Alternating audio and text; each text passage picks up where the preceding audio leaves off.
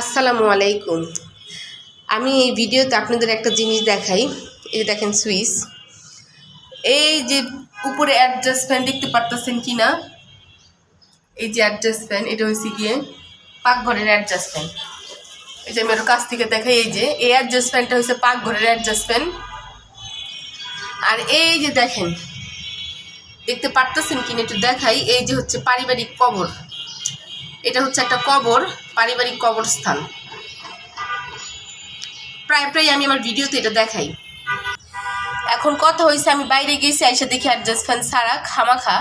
তো আমি জিজ্ঞেস করলাম, অ্যাডজাস্ট ফ্যান ছাড়া রাখছো কেন? ও বলতেছে যে অনেক গরম পড়ছে, আমরা ফ্যানের বাতাসে আছি, তো কবরের মানুষগুলো শুয়ে আছে, তারা গরম পাইতেছে না, এই কারণে ওই অ্যাডজাস্ট ফ্যানটা ছাইড়া দিছে যাতে তারা বাতাস খাইতে পারে। দেখেন কি চিন্তা ভাবনা, ও অ্যাডজাস্ট ফ্যানটা ছেড়ে দিছে যাতে তারা বাতাস খাইতে পারে, বাতাসটা বাইরের দিকে যায়।